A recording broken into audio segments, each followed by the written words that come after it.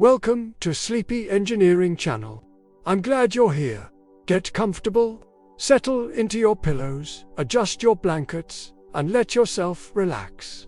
Tonight, we're going on a journey through the fascinating history of human innovation, not with excitement or drama, but with the calm, gentle exploration perfect for drifting off to sleep.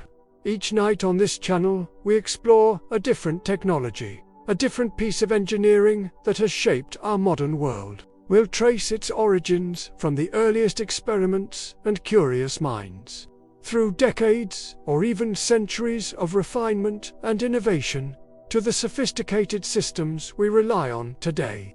These aren't just stories about machines and inventions, they're stories about human ingenuity, about problems solved one small step at a time, about the persistent belief that we can build something better. Tonight's topic is telephone. Over the next few hours, we'll discover the fascinating facts about how this technology came to be, the brilliant minds who developed it, and the incremental improvements that brought us from those first tentative experiments to the remarkable capabilities we have today. You don't need to stay awake for all of it. In fact, the whole point is that you won't. Let my voice become background, a gentle companion as you drift toward sleep. If you wake during the night, the story will still be here, continuing its patient exploration through history and innovation. There's no test tomorrow, no need to remember every detail, just relax and let the story wash over you. So close your eyes if you'd like, breathe deeply, and let's begin our journey into the world of telephone. You see, the telephone didn't appear out of nowhere. It grew from earlier technologies, from decades of experimentation and curiosity about how sound could travel beyond the limits of the human voice. Before anyone dreamed of speaking across cities or continents, there was the telegraph. The telegraph was already something of a miracle in its own time. It could send messages instantaneously across vast distances using electrical pulses, dots and dashes, tapping out words through wires strung across the landscape. It was revolutionary, connecting people in ways that had never been possible before. But the telegraph had its limitations. It could only send coded signals, not the human voice itself. Still, it proved something crucial, that electricity could carry information over long distances. And that proof, that demonstration of possibility, inspired inventors to wonder if they could do more. Could electricity carry not just dots and dashes, but the subtle vibrations of speech? Could it transmit the warmth and nuance of a human voice? That question, sparked by the telegraph's success, set the stage for everything that would follow. Now, once inventors began seriously pursuing voice transmission, they needed to solve a fundamental problem: how to convert sound waves into electrical signals and back again. This required a component called a transmitter, a device that could capture the vibrations of speech and transform them into something that could travel through a wire. Many people worked on this challenge, but one name stands out in the early history of the practical telephone transmitter: Emil Berliner. In 1877, Berliner patented what's considered the first truly practical telephone transmitter. His innovation was the loose contact microphone, a clever design that used varying pressure between contacts to modulate an electrical current in response to sound waves. It was elegant in its simplicity and effective in its execution. Berliner's work would prove foundational, his ideas influencing telephone design for years to come. He understood that the key was converting the physical energy of sound into electrical signals with fidelity and reliability, and his loose contact approach achieved just that. But Berliner wasn't the only one experimenting with ways to capture the human voice. In those early days, around 1878, some of Alexander Graham Bell's early telephone models used something called a liquid transmitter. This might sound strange to our modern ears, but it was an ingenious solution for its time.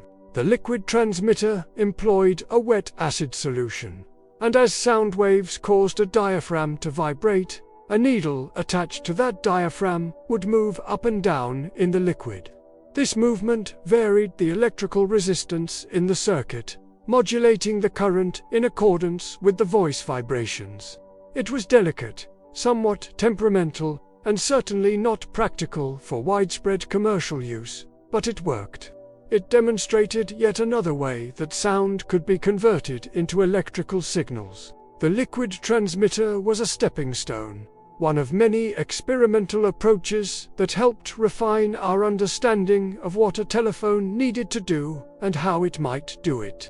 And then there was Thomas Edison, always tinkering, always improving. Edison had a particular genius for taking promising ideas and making them practical. And he turned his attention to the telephone's transmitter problem. In October 1876, Edison tested a carbon microphone of his own design. Carbon, it turned out, had remarkable properties for this application. When sound waves caused pressure variations on carbon granules, the electrical resistance changed in a way that very effectively modulated the current. Edison's carbon microphone produced clearer, stronger signals than many earlier designs. It was more reliable, more sensitive, and more suited to the demands of everyday use. This improvement in sound transmission quality was crucial for making telephones practical for the general public.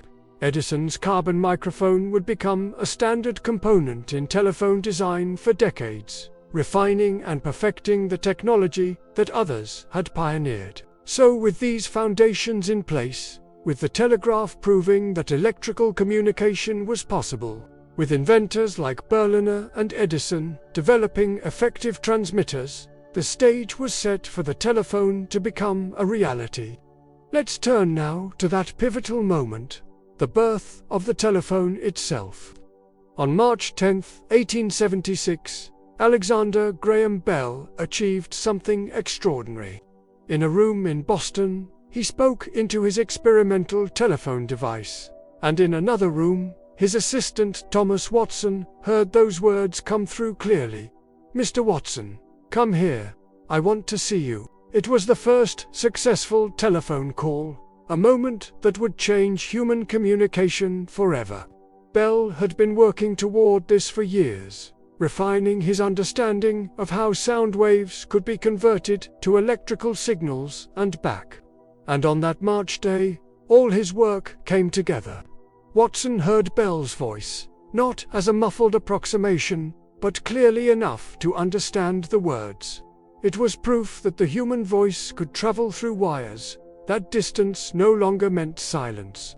Imagine the excitement in that moment, the realization that they had done it, that the telephone worked. That same year, Bell secured a patent for his telephone invention.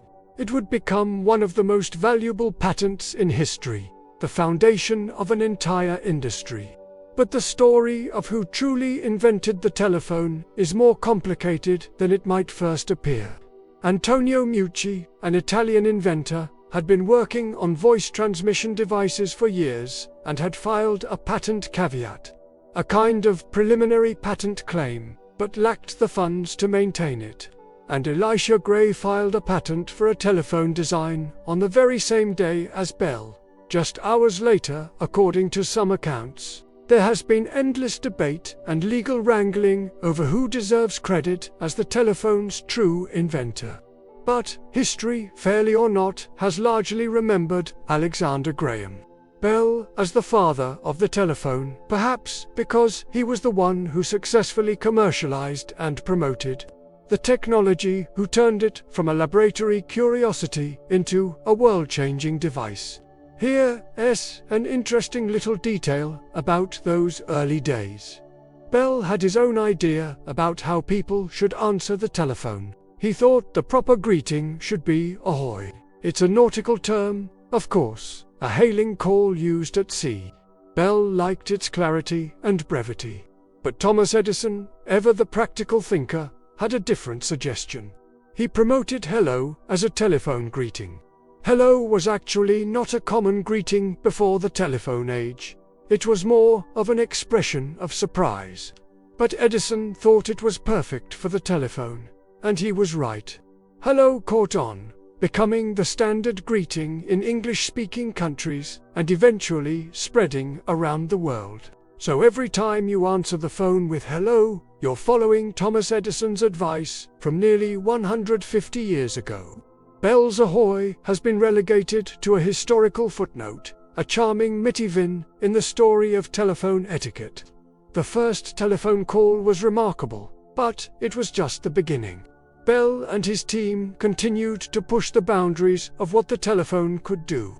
On October 9, 1876, just 7 months after that first call, Bell completed the first two-way long-distance telephone call. This wasn't just voices traveling a few rooms apart.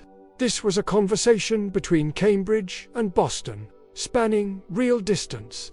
Both parties could hear each other clearly enough to have an actual conversation, speaking and listening in turn. This demonstrated that the telephone wasn't just a laboratory novelty but had practical potential for real-world communication. If voices could travel between cities, what else might be possible? Each successful test, each incremental improvement, built confidence that the telephone could become a genuine tool for everyday use, and the ambition kept growing. By 1880, just 4 years after Bell's first call, the telephone had evolved enough to attempt something even more audacious: an international telephone call at the Paris Exposition. Attendees were able to speak with Bell back in the United States. Think about what an achievement that represented. Undersea cables had to be laid, international coordination was necessary, and the technology had to be reliable enough to work across an ocean. It was a demonstration not just of technological prowess but of the telephone's potential to shrink the world, to make distance less of a barrier to human connection.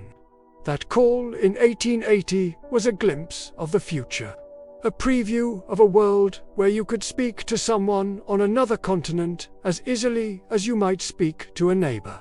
The telephone was no longer just an invention. It was becoming a revolution in how humans would relate to space, distance, and each other. Take a moment to reflect on how far we've come from those early experiments, from liquid transmitters and carbon microphones to the devices we carry in our pockets today. But it all started with these pioneers, these curious minds who believed that sound could travel through wires, who worked tirelessly to turn that belief into reality. Rest easy knowing that the telephone's story is one of human ingenuity and persistence, of building something remarkable, one small innovation at a time. As the telephone began to spread beyond Bell's laboratory and into the real world, a whole new set of challenges emerged. It was one thing to connect to devices with a wire for a single conversation, but what happened when dozens, then hundreds, then thousands of people wanted telephones? How would you manage all those connections? How would someone reach the person they wanted to talk to? The solutions that emerged in those early years shaped not just telephone technology, but created entirely new professions and ways of organizing communication. In the very beginning, telephone numbers, as we know them, didn't exist. Early telephone systems used numbers that were just 1, 2, or 3 digits long. But even those simple numbers weren't really how the system worked in practice. Instead, operators connected calls by name. You'd pick up your telephone and tell the operator, "I'd like to speak with Mr. Johnson," or "Please connect me to the Miller residence." The operator, who knew the community and its subscribers, would physically connect your line to the line you wanted to reach by plugging cables into a switchboard. It was personal, human, and entirely dependent on the operator's knowledge and memory. In small towns, operators often knew everyone, knew their voices, knew their habits. They were the human infrastructure of the telephone network, the essential link that made the whole system function. This created an intimate but also somewhat public form of communication. Operators could hear conversations, knew who was calling whom, and became privy to the social fabric of their communities in ways that we might find intrusive today. The need for some kind of central connection point became obvious almost immediately. In 1877, just a year after Bell's famous first call, the first experimental telephone exchange opened in Boston. This wasn't a grand building or elaborate facility, just a modest operation, but it represented a crucial conceptual leap.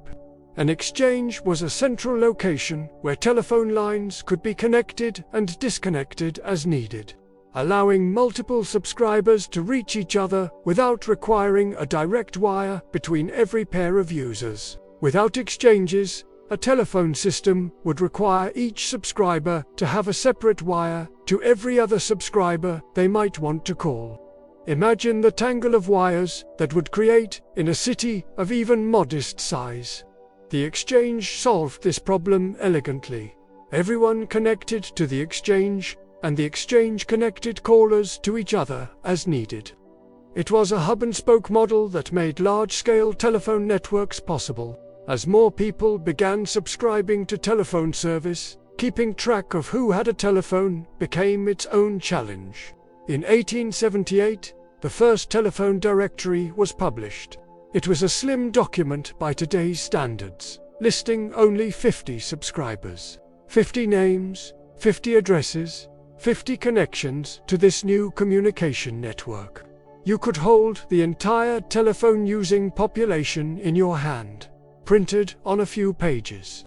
That first directory is a fascinating historical artifact, a snapshot of a moment when the telephone was still a novelty, still something unusual and remarkable. Each name in that directory represented someone willing to invest in this new, unproven technology, someone who saw potential in the idea of voice communication over wires. Within a few years, telephone directories would grow to hundreds, then thousands of entries. They would become essential reference books in every home and business, thick volumes that catalogued entire cities' worth of connections. But it started with just 50 names, the pioneers of the telephone age. The telephone wasn't just for homes and businesses, though. Inventors and entrepreneurs soon realized that there was potential for public telephone access, for places where people without their own telephone could make calls when needed. In 1889, this idea took concrete form with the introduction of the first nickel-slot payphone model in Hartford, Connecticut. For just 5 cents, anyone could make a call. This was democratic access to communication technology, allowing even those who couldn't afford a private telephone line to participate in the telephone network. The nickel payphone became an iconic part of American life, a symbol of connection and accessibility. You could find them on street corners, in hotels, in train stations, anywhere people might need to make a call while away from home or office. That simple mechanism, drop a nickel in the slot, and you could speak to someone across town or across the country, represented a kind of technological egalitarianism. By 1900, the payphone concept had evolved further. The first coin-operated payphone booth appeared in Chicago, offering not just a telephone but privacy and shelter as well. These enclosed booths protected callers from weather and street noise, creating a small private space in public places.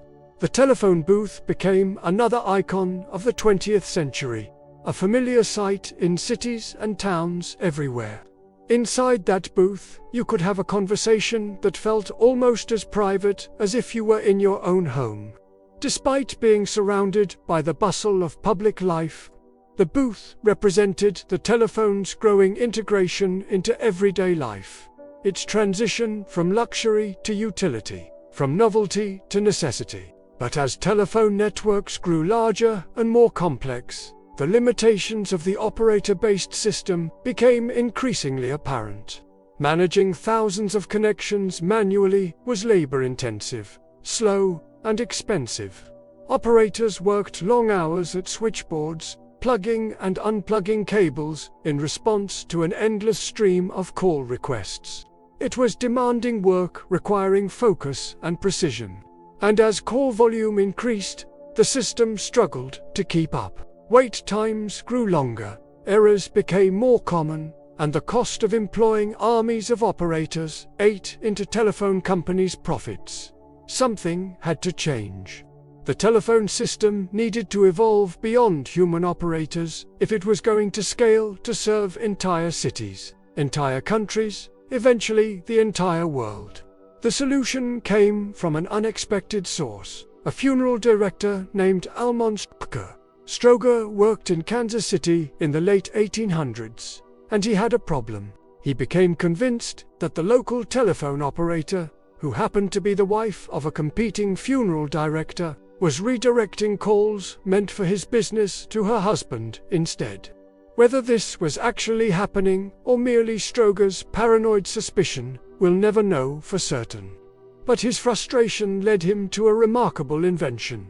In 1891, Stroger invented the first automatic telephone exchange. His device could connect calls without human intervention, using electrical switches that responded directly to the caller's input. It was ingenious, eliminating the human operator from the equation entirely. Calls would be routed automatically based on the number dialed, with no opportunity for interference, favoritism, or error.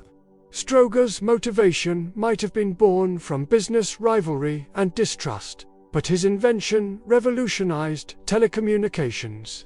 Stroger's automatic exchange required a new way for callers to indicate which number they wanted to reach. This led to the development of the rotary dial, one of the most enduring interfaces in telephone history. The rotary dial worked by sending electrical pulses to the exchange equipment. When you rotated the dial to a particular number and released it, it would spin back, clicking out a series of pulses corresponding to that digit. 1 click for the number 1, 2 clicks for 2, all the way up to 10 clicks for 0. The exchange equipment counted these pulses and used them to route the call to the correct destination. It was a beautifully mechanical solution, satisfying to use with its smooth rotation and firm stops at each number. For generations, the distinctive worry sound of a rotary dial would be synonymous with making a telephone call. Even today, decades after rotary dials have been replaced by push-button and touchscreen interfaces, their design remains iconic, instantly recognizable as a symbol of telephony. In 1892, Kansas City became the first U.S. city with a fully automatic dial system based on Stroger's invention. This was a complete transformation of how telephone service worked in the city. Suddenly, subscribers could place calls themselves without speaking to an operator first. They simply picked up the telephone, dialed the number they wanted, and the automatic equipment made the connection. It must have felt almost magical to those early users. This ability to reach anyone on the system through nothing more than turning a dial. The transition wasn't entirely smooth. Of course, people had to learn a new way of using the telephone, had to get accustomed to dialing numbers instead of asking for names. But the advantages were undeniable. Faster connections, greater privacy, and the ability to make calls at any hour without depending on operator availability. The most profound impact of Stroger's automatic exchange was its elimination of human switchboard operators for basic call routing. This didn't happen overnight, of course. Many cities continued using manual exchanges for years, or even decades, after automatic systems became available. The technology had to be refined, had to prove its reliability, had to become cost-effective enough for widespread adoption. And there was something lost in the transition to that personal touch, that human connection with the operator who knew your voice and might ask how your family was doing. But the march toward automation was inexorable. Automatic exchanges could handle far more calls than human operators. could work 24 hours a day without breaks or shift changes, could scale to accommodate ever-growing telephone networks. By the mid-20th century, automatic dialing had become the standard across the developed world. And the telephone operator, once an essential part of every call, had become largely obsolete except for special services and assistance. So we moved from those early days of simple one-digit numbers and operators who connected calls by name, through the development of exchanges and directories and public payphones, to the automation revolution that transformed telephone systems into self-service networks. Each step represented not just technological progress, but changes in how people related to communication technology. Changes in privacy and convenience, changes in the very texture of daily life. Rest peacefully with these thoughts of innovation and progress, of problems solved through human ingenuity and determination. As telephone technology matured and became more reliable, people naturally began to dream bigger. What if you could speak not just to someone across town, but across the country?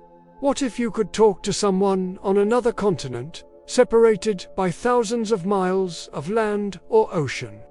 The pursuit of ever greater distance became one of the driving forces in telephone development, pushing engineers to solve increasingly complex technical challenges.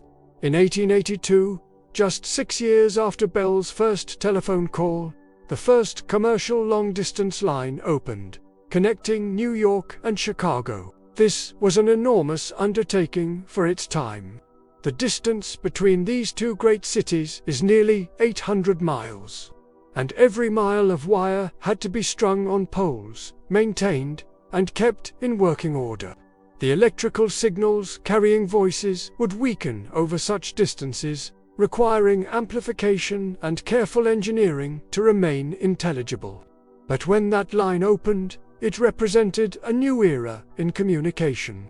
Business deals could be negotiated in real time between America's commercial capital and its industrial heartland. Families separated by migration could hear each other's voices without the weeks-long delay of postal service. Time and distance began to feel a little less absolute, a little less like insurmountable barriers to human connection.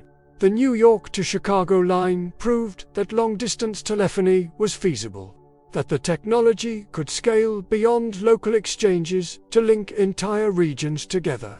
Distance over land was one challenge, but distance over water presented an entirely different set of problems. You couldn't simply string telephone wires across the ocean on poles. The cables had to go underwater, subjected to pressure, currents, corrosion, and all the hostile conditions of the marine environment. In 1891, engineers achieved a breakthrough. The first underwater telephone cable connected Dover, England, to Calais, France. The English Channel, that narrow but significant body of water separating Britain from continental Europe, was now spanned by voice communication.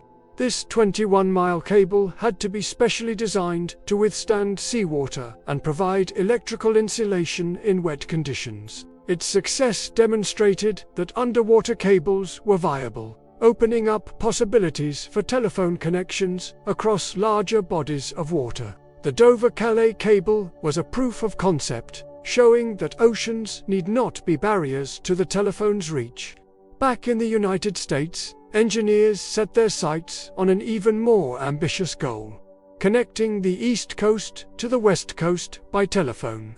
The continental United States spans roughly 3,000 miles from New York to San Francisco, crossing mountains, deserts, plains, and rivers. In 1915, this dream became reality, with the first transcontinental telephone call linking these two cities. Alexander Graham Bell, now an older man, participated in a ceremonial call, speaking to his former assistant Thomas Watson, just as he had 39 years earlier in that first telephone call. But now, instead of being rooms apart, they were a continent apart. "Mr. Watson, come here. I want to see you," Bell said. echoing those historic first words. Watson replied, "It would take me a week now." It was a poignant moment, bringing the story full circle, while demonstrating how far the technology had come. The transcontinental line required thousands of miles of wire, countless telephone poles, amplifiers to boost signals across the vast distance, and coordination across multiple time zones. But it worked, and it made the United States feel smaller, more unified, more like a single connected nation rather than a collection of distant regions. Even as these terrestrial achievements were being celebrated, engineers were exploring a different approach to long-distance communication. Radio waves. Radio didn't require physical wires, could span vast distances through the air and across oceans without expensive cables. In 1927, this approach bore fruit with the first transatlantic telephone call, connecting New York to London via radio. This was a stunning achievement, allowing voices to travel 3,000 miles across the Atlantic Ocean without any physical connection. Between the two continents, the quality wasn't always perfect. Radio signals could be affected by weather, atmospheric conditions, and interference, but the fact that it worked at all was remarkable. For the first time, Americans could speak directly with people in Europe, hearing their voices in real time, rather than waiting weeks for letters to cross by ship. 2 years later, in 1929, AT&T introduced a successful commercial transatlantic radio telephone service, making these overseas calls available to the public, not just for demonstrations and special occasions. It was expensive, certainly far beyond what most people could afford for casual conversation.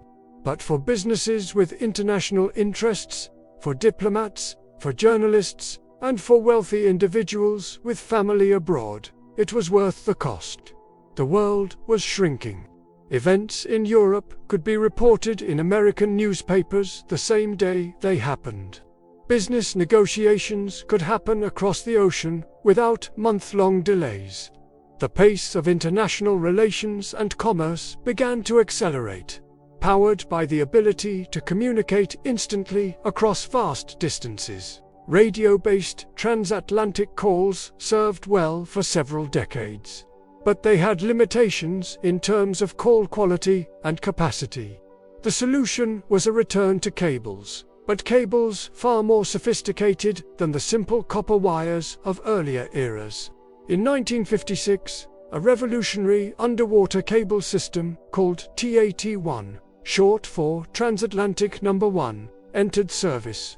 This cable stretched from Scotland to Newfoundland, lying on the ocean floor more than 2 miles beneath the surface in some places. TAT-1 could carry 36 voice circuits simultaneously, meaning 36 separate telephone conversations could happen at the same time across the Atlantic.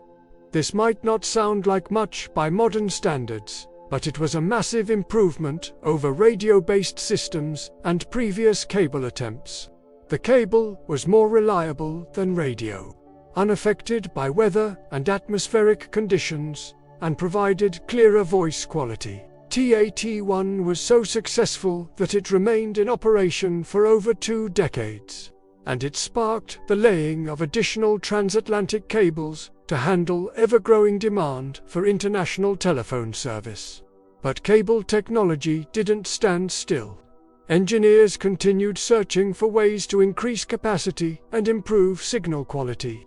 The breakthrough came with fiber optics, a technology that used light rather than electrical signals to carry information. Fiber optic cables could carry vastly more data than traditional copper cables, and the signals didn't degrade as quickly over distance. In 1988, the first commercial fiber optic telephone cable across the Atlantic, called TAT-8, was launched. This single cable could handle 40,000 simultaneous telephone calls, more than 1,000 times the capacity of TAT-1.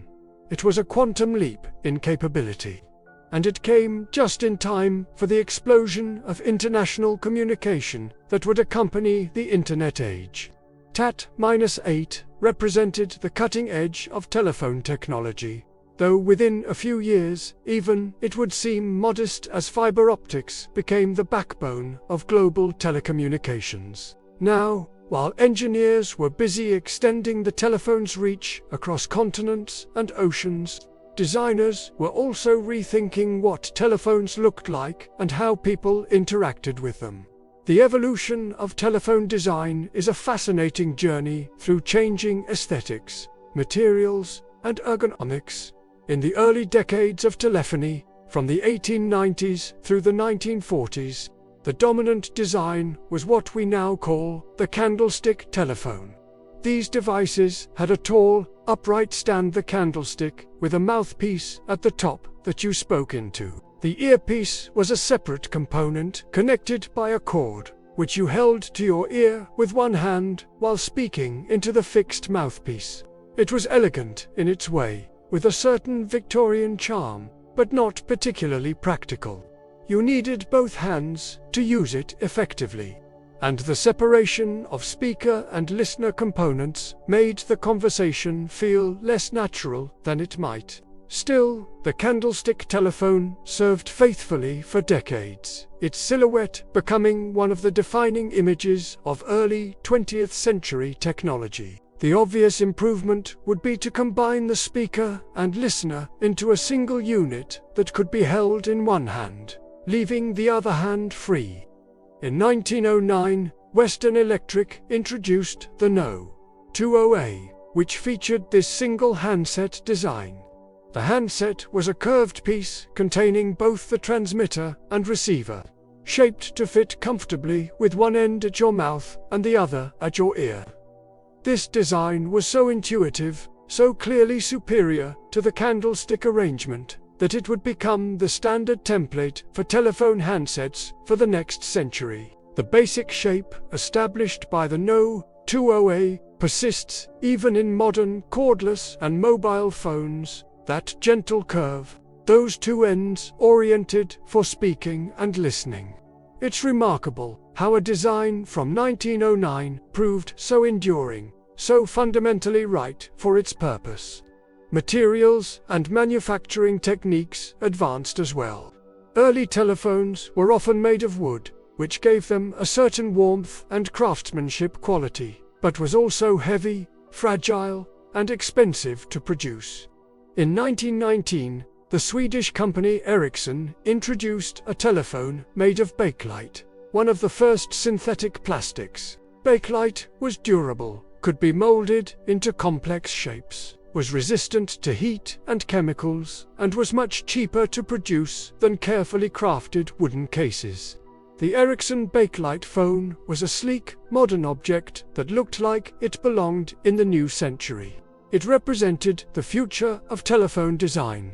Practical, mass-produced, democratic, plastic would become the dominant material for telephone construction, allowing for greater design freedom and lower costs. Technical improvements in sound quality continued as well. One persistent problem with early telephones was sidetone hearing. Your own voice echoed back through the earpiece as you spoke. This was distracting and made conversations feel unnatural. In 1925, Western Electric addressed this with the Model 202, which incorporated anti-sidetone circuits that significantly reduced the echo effect. This made telephone conversations feel more like natural, in-person discussions, and less like speaking into a strange electronic device. It's the kind of improvement that users might not consciously notice, but that made the entire experience more comfortable and intuitive. By 1950, Western Electric had refined telephone design to near perfection with the Model 500 rotary phone. This became the standard telephone in the United States for decades. The phone that millions of Americans remember from their childhoods. It was solid, reliable, and beautifully designed, with clean lines and a satisfying weight. The Model 500 came in various colors. Black was most common, but you could also get ivory, red, pink, turquoise, and other hues to match your home decor. The rotary dial was smooth and precise, the handset comfortable to hold for long conversations, and the ringer loud enough to hear throughout a house. It was built to last. Too many Model 500 phones are still functional today, more than 70 years after they were manufactured. This longevity is a testament to the quality of their construction and the timelessness of their design. As the decades progressed, telephone designers began thinking about specific markets and uses. In 1959, the Princess telephone launched, aimed primarily at women and intended for use in bedrooms. The Princess was compact and lightweight, with a gentle oval shape and soft curves. It came in attractive colors and featured an illuminated dial that glowed gently in the dark, making it easy to place calls at night without turning on a lamp. The Princess phone was marketed as a second phone for the home, a personal phone, and it was immensely popular. Its design spoke to changing household dynamics and the growing expectation that homes might have multiple telephone extensions rather than just a single shared phone. In 1965, Western Electric introduced the trimline phone, which represented another design innovation. The dial was built into the handset itself, rather than being on the base unit. This allowed for an extremely minimal base, just a small, low-profile block that the handset rested on. The trimline was sleek and modern, reflecting the space-age design aesthetic of the 1960s. Having the dial in the handset was convenient in some ways, allowing you to dial while holding the phone, though it did make the handset heavier. The trimline became another iconic design, representing the optimism and forward-looking spirit of its era. A perhaps less glamorous, but incredibly important development came in 1970, with the introduction of modular phone cords and jacks. Before this, telephones were typically hardwired into wall connections by telephone company technicians. If you wanted to move your phone to a different room, you needed a technician to come rewire it. Modular jacks changed everything. They used a standardized connector, what we now call an RJ11 plug, that allowed users to simply plug and unplug phones themselves. You could easily move a phone from one room to another, replace a broken phone without professional help, or add extension phones anywhere you had a jack installed. This democratization of telephone installation might seem like a small thing, but it represented a significant shift in user control and convenience. The modular jack system was so successful that it remained standard for decades, only gradually being replaced as landline phones themselves became less common in the age of mobile communication. Through all these changes in design, from candlestick to princess, from wood to plastic, from fixed installations to modular flexibility, we can trace not just technological evolution, but changing social expectations about what telephones should be and how they should fit into our lives. Each design reflected the values and aesthetics of its time, while serving the timeless purpose of connecting human voices across distance. Rest easy knowing that each generation of telephone designers worked to make communication a little more comfortable, a little more accessible, a little more integrated into the fabric of daily life. As telephone networks expanded and call volumes grew throughout the 20th century, the technology beneath the surface had to evolve as well. The mechanical switches and relays that had served since Stroger's day were reaching their limits. Engineers needed faster, more efficient ways to route the millions of calls flowing through telephone networks every day. In 1938, a significant advancement arrived with crossbar switching technology. Crossbar switches used a grid of horizontal and vertical bars with electromagnetic mechanisms to create connections at their intersection points. This might sound abstract, but the practical effect was remarkable. Crossbar switches could establish connections much faster than earlier step-by-step switches. They were more reliable with fewer moving parts to wear out, and they could handle more simultaneous calls. The name comes from the cross-shaped arrangement of the switching bars, which could move in 2 dimensions to create any needed connection pattern. Crossbar technology represented a major leap forward in switching efficiency, and these systems would serve telephone networks for decades. In fact, some crossbar exchanges remained in operation well into the 1980s, a testament to their robust design and reliability. The satisfying clacking sound of crossbar switches at work became a familiar background noise in telephone exchange buildings, a mechanical symphony of connection and communication. But even as crossbar switches were being deployed, researchers at Bell Labs were exploring an entirely different approach to switching technology, one that would eventually revolutionize not just telephones but all of electronics. In 1957, Bell Labs developed planar silicon transistors, a breakthrough that would prove foundational to the entire digital age. Transistors are tiny electronic switches that can turn current on and off incredibly rapidly with no moving parts at all. Unlike the mechanical switches and vacuum tubes that preceded them, transistors were small, consumed little power, generated minimal heat, and were extremely reliable. The planar manufacturing process developed at Bell Labs allowed transistors to be mass-produced consistently and economically. This was the beginning of solid-state electronics, the technology that would lead to integrated circuits, microprocessors, and everything we think of as modern computing.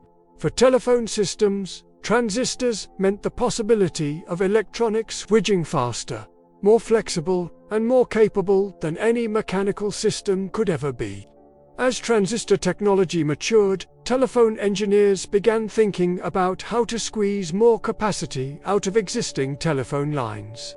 In 1962, the T1 carrier system launched, introducing the concept of digital multiplexing to telephone networks.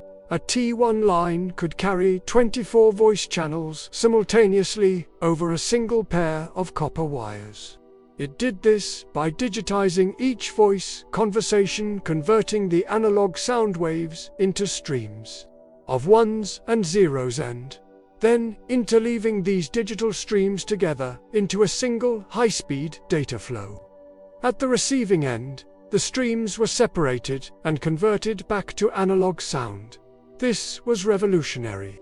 Instead of needing 24 separate physical lines to carry 24 conversations, you only needed one T1 line. For telephone companies trying to serve growing cities and suburbs, this multiplication of capacity was invaluable. T1 technology also had another advantage. Digital signals could be repeated and regenerated perfectly, while analog signals accumulated noise and distortion with each amplification. T1 lines provided clearer long-distance connections and more efficient use of infrastructure. The logical next step was to apply electronic and digital technology directly to telephone switching. In 1969, this vision became reality when S-1, the first computerized telephone switching system, entered service. ESS stood for Electronic Switching System, and it represented a complete reimagining of what a telephone exchange could be. Instead of mechanical bars and electromagnetic relays, ESS-1 used computers to make routing decisions and electronic components to establish connections. It could switch calls in milliseconds rather than the seconds required by mechanical systems. It could offer new features that were difficult or impossible with mechanical switches, like call forwarding, call waiting, and speed dialing. And it could be reprogrammed with software updates, rather than requiring physical reconfiguration. ESS-1 was complex and expensive, but it pointed toward the future of telecommunications. The first ESS-1 installation was in Succassona, New Jersey, a milestone that passed with little public fanfare but represented one of the most significant transitions in telephone history. Just a year later, in 1970, S-2 followed, offering even higher digital capacity and improved performance. The rapid progression from S-1 to S-2 showed how quickly electronic switching technology was advancing. Each generation of these computerized switches could handle more calls, offer more features, and operate more efficiently than the last. Telephone networks were becoming digital, programmable, and infinitely more flexible than the mechanical systems they replaced. This transformation happened gradually, exchange by exchange, city by city. But by the end of the 20th century, mechanical switches had become historical artifacts, replaced entirely by their electronic descendants. The enabling technology for all this digital switching was the microprocessor, the computer on a chip that could execute complex decision-making logic at incredible speed. In 1971, Intel introduced the 4004 microprocessor, the first commercially available single-chip processor. The 4004 was originally designed for a calculator, but its implications were far broader. Here was a programmable computer, small enough and cheap enough to be embedded in all sorts of devices, including telephone switching equipment. Microprocessors made it economically feasible to put sophisticated computing power into telephone switches throughout the network, enabling features and capabilities that would have been impossibly expensive with earlier technology. The 4004 had just over 2,000 transistors, a tiny number by today's standards. Where processors contain billions, but it was enough to demonstrate the power and potential of microprocessor-based design. Digital telephone systems required one more crucial piece of technology: a way to convert analog voice signals into digital data and back again with high fidelity.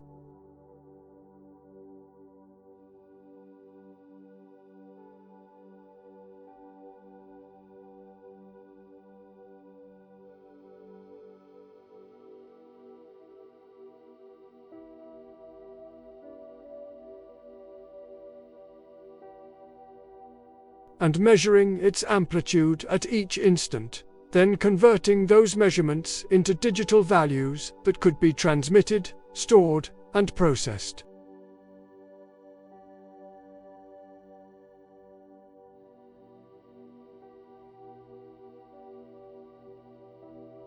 The Morse converters of 1975 represented a mature, reliable solution to this challenge, allowing digital telephone systems to achieve sound quality equal to or better than traditional analog systems.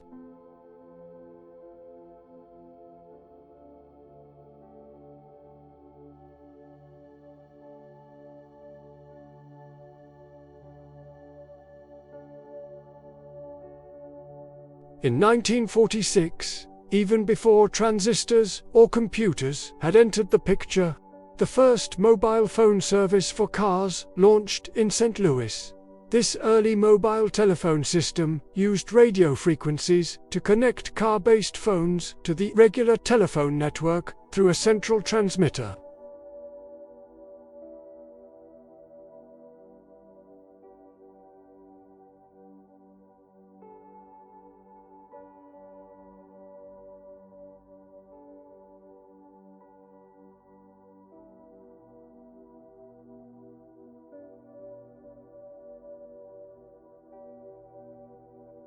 These early car phones were expensive and exclusive, the province of doctors, executives, and others who needed to be reachable while on the move.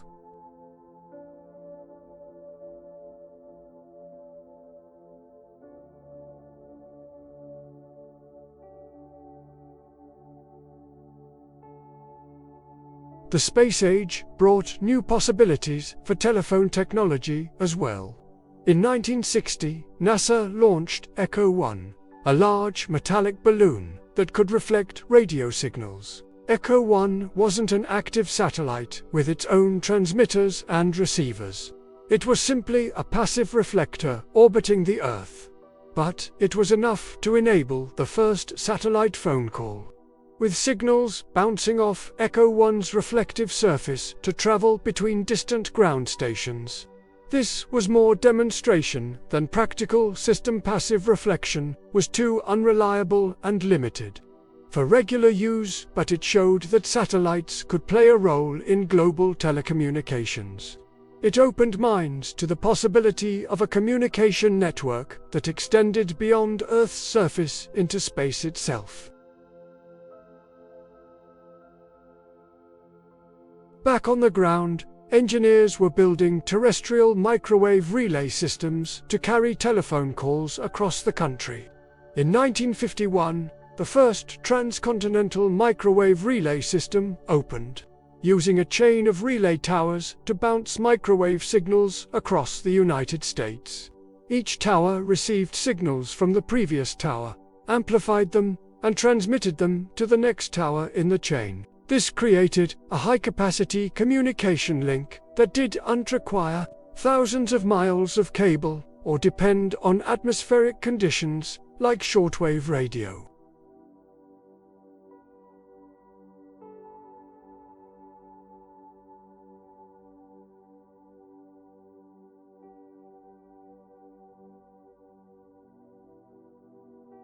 If you've ever noticed those large dish antennas on towers or tall buildings, you've seen the descendants of these early microwave relay systems.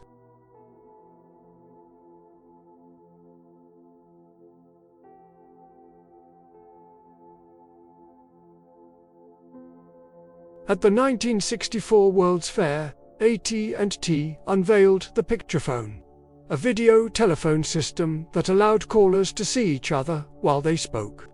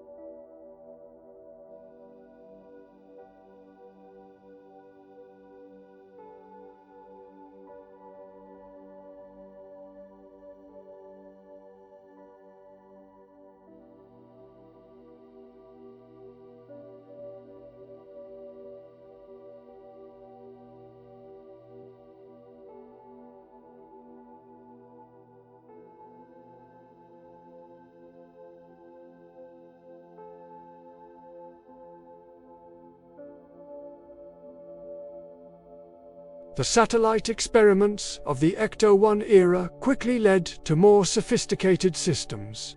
In 1965, Intelsat-I, nicknamed Early Bird, launched as the first commercial communications satellite for global telecommunications. Unlike Echo-1's passive reflection, Early Bird was an active satellite with transponders that could receive signals from Earth, amplify them, and retransmit them to different locations.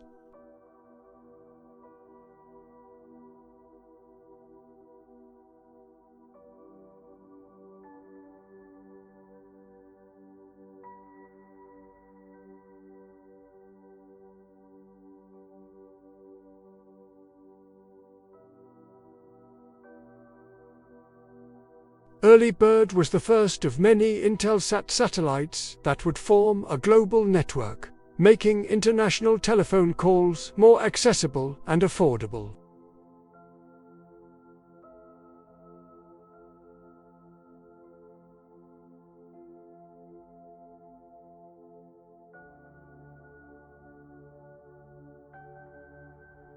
Through all these developments, from crossbar switches to satellites, from transistors to microprocessors, from fixed phones to mobile ones, we can see telephone technology growing more sophisticated, more capable, more integrated into the fabric of modern life.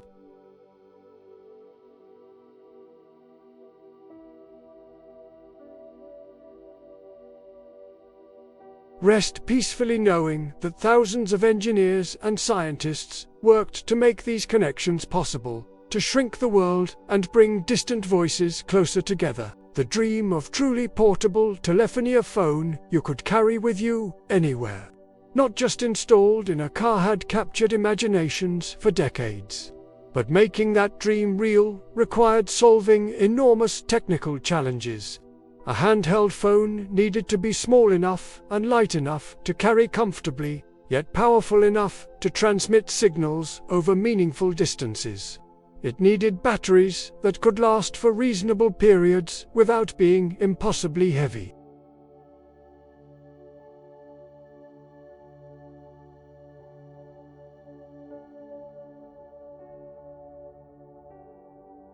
The breakthrough moment came in 1973, when Martin Cooper, an engineer at Motorola, made the first handheld mobile phone call.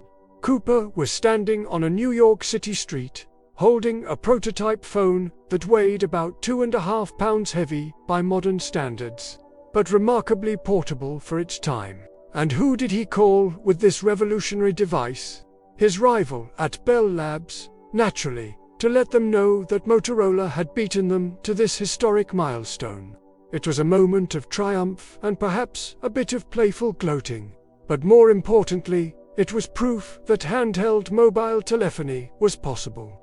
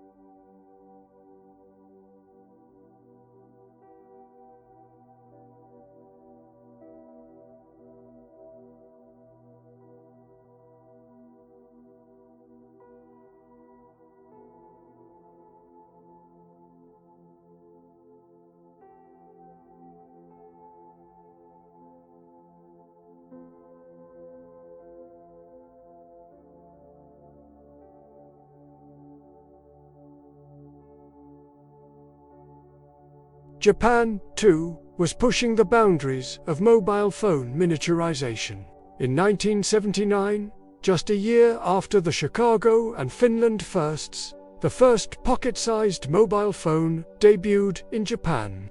Japanese engineering culture emphasized compactness and efficiency, and their mobile phone development reflected these values.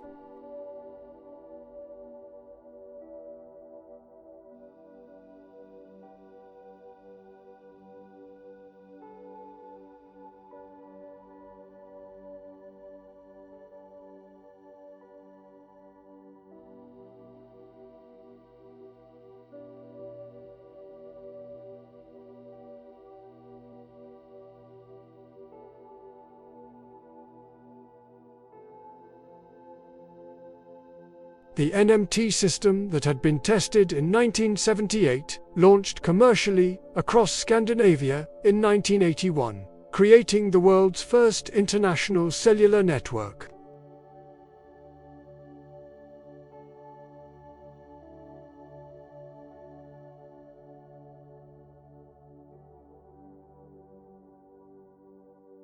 This was a remarkable achievement in international cooperation and technical standardization.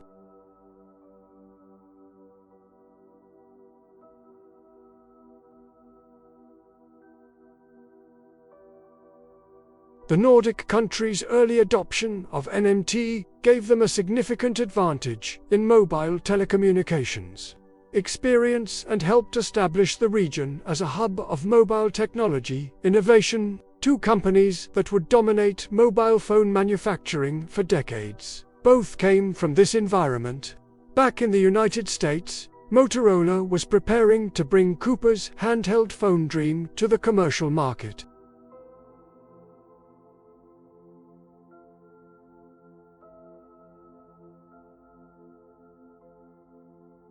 The DynaTAC Dynamic Adaptive Total Area Coverage was the culmination of a decade of development since Cooper's first prototype call. It was still fairly large and heavy, earning it the nickname the Brick, and it was extraordinarily expensive at nearly $4,000, equivalent to about $10,000 in today's money.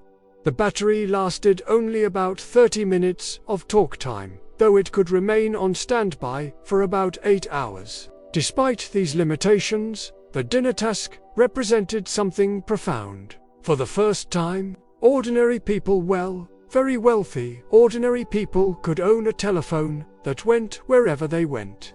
Early adopters were primarily business executives, doctors, and other professionals for whom constant accessibility was worth the high cost.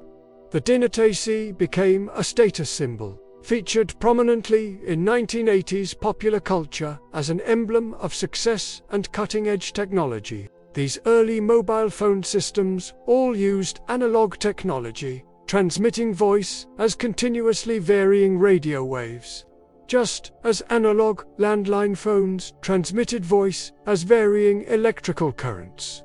But engineers knew that digital technology, which had already transformed switching and long-distance telephone systems, could offer significant advantages for mobile networks as well. Digital signals could be compressed, encrypted, and multiplexed more efficiently than analog ones. They were more resistant to interference and eavesdropping, and digital networks could carry data alongside voice, opening up possibilities for text messaging and eventually mobile internet access. In 1987, a European consortium defined GSM Global System for Mobile Communications, which would become the world's dominant digital mobile standard. GSM was a comprehensive specification covering not just the radio interface but also network architecture, security, and services. The global in its name was aspirational but would prove prophetic. European countries, learning from the fragmented landscape of incompatible analog systems, agreed to adopt GSM as a common standard, ensuring that phones and networks would be interoperable across borders. This standardization created a massive market that encouraged investment and innovation. GSM networks began launching in Europe in the early 1990s, and the standard gradually spread worldwide. By the 2000s, GSM had become the predominant mobile technology globally, used in nearly every country. This worldwide adoption made international roaming practical and helped drive down the cost of mobile phones through economies of scale. The United States took a different path, experimenting with various digital technologies. In 1990, digital amps launched, an extension of the existing analog amps system that added digital channels. Digital amps could triple network capacity compared to analog-only systems by using more efficient digital encoding. It was designed to coexist with analog amps allowing carriers to gradually transition their networks without immediately obsoleting existing phones. This backward compatibility was valuable, but also meant that digital AMPS was a transitional technology rather than a long-term solution. In 1991, TDM 8-time division Multiple Access debuted as another digital mobile technology. TDMA worked by dividing each radio frequency channel into time slots, allowing multiple users to share the same frequency by transmitting in different time slots. Each phone would transmit a quick burst of data in its assigned time slot, then listen for incoming data in another time slot, all happening so rapidly that users experienced continuous conversation. TDMA approximately doubled channel efficiency compared to analog systems, allowing carriers to serve more customers with the same spectrum allocation. Various implementations of TDMA were deployed, including the IS-54 and IS-136 standards in North America. Though these would eventually be superseded by other technologies, by 1995, mobile telephony was expanding rapidly, and new frequency bands were being allocated to meet demand. PCS 1900 launched in the United States, operating in the 1900 MHz frequency band. PCS stood for Personal Communications Service, reflecting the industry's vision of mobile phones as personal devices, not just business tools. The higher frequency allowed for smaller antennas and facilitated handset miniaturization. Multiple carriers launched PCS 1900 services, increasing competition and helping to drive down prices for consumers. Mobile telephony was beginning its transition from luxury to necessity, from specialized tool to mass-market product. The turn of the millennium brought another generational leap with 3G networks, which began rolling out starting in 2001. 3G stood for third generation, counting analog cellular as first generation and digital systems like GSM as second generation. The defining feature of 3G was much higher data speeds, fast enough not just for voice calls and text messages, but for mobile internet access, email, and even video. 3G networks used advanced encoding and modulation techniques to squeeze more data through the available radio spectrum. The most widely adopted 3G standard was UMTS, which used CDMA technology to allow multiple users to transmit simultaneously on the same frequency, with sophisticated signal processing to separate the different conversations. 3G made smartphones practical, enabling the mobile web browsing app ecosystems, and always connected lifestyle that would define the next decade of mobile technology. But data demands kept growing, driven by smartphones with larger screens, video streaming, social media, and countless other bandwidth-hungry applications. In 2009, 4G LTE launched commercially, promising and delivering another massive increase in data speeds. LTE long-term evolution was designed from the ground up as an RLIP network, treating voice calls as just another data stream rather than as something fundamentally separate. This simplified network architecture and improved efficiency.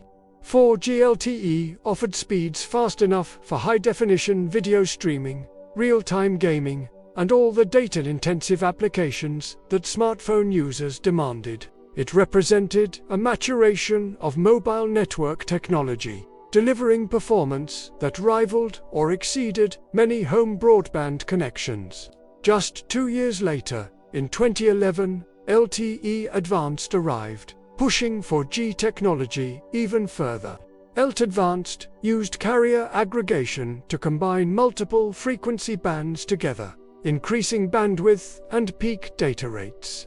It improved spectral efficiency and introduced enhanced antenna technologies like MIMO multiple input, multiple output, which used multiple antennas to transmit and receive several data streams simultaneously. These refinements meant that 4G networks could support more users at higher speeds. keeping pace with the explosive growth in mobile data consumption. Even as 4G networks were being deployed worldwide, engineers were already designing the next generation. In 2017, 5G New Radio was finalized as the technical standard for fifth-generation mobile networks.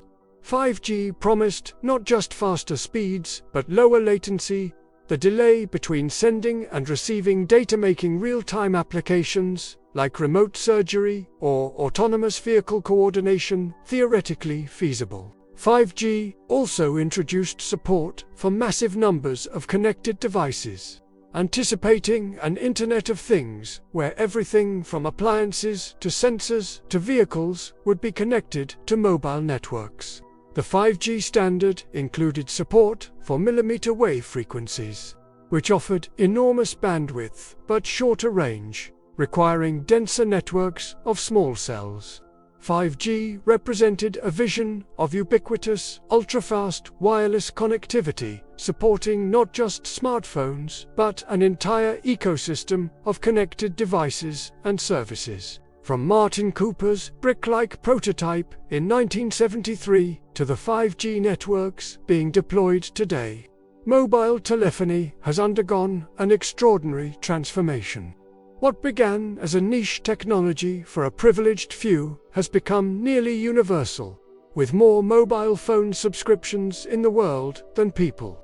Each generation of technology brought new capabilities, and each wave of capabilities enabled new uses that previous generations could scarcely imagine. Rest peacefully knowing that this evolution continues, driven by our endless appetite for connection and communication, by our desire to reach out across distance and touch other lives with our voices, our words, our presence. As mobile phone networks became more capable and coverage expanded, engineers and entrepreneurs began imagining new ways to use these devices beyond simple voice calls. The mobile phone was evolving from a telephone that happened to be portable into something more. A personal communication device with multiple functions and capabilities. In 1992, a new form of mobile communication emerged when the first SMS text message was sent. SMS stood for Short Message Service, and it was initially conceived as a way for network operators to send brief notifications to subscribers. The first message, sent by engineer Neil Papworth to Vodafone director Richard Jarvis, simply read "Merry Christmas." It was transmitted from a computer to a mobile phone, as phones at the time didn't yet have keyboards for composing messages. That simple greeting inaugurated what would become one of the most popular forms of human communication. Text messaging offered several advantages over voice calls. It was asynchronous, allowing people to communicate without requiring both parties to be available simultaneously. It was discreet, enabling communication in situations where a voice call would be inappropriate or impossible. And it was efficient for conveying simple information. Initially, mobile carriers didn't charge separately for SMS, viewing it as a minor feature.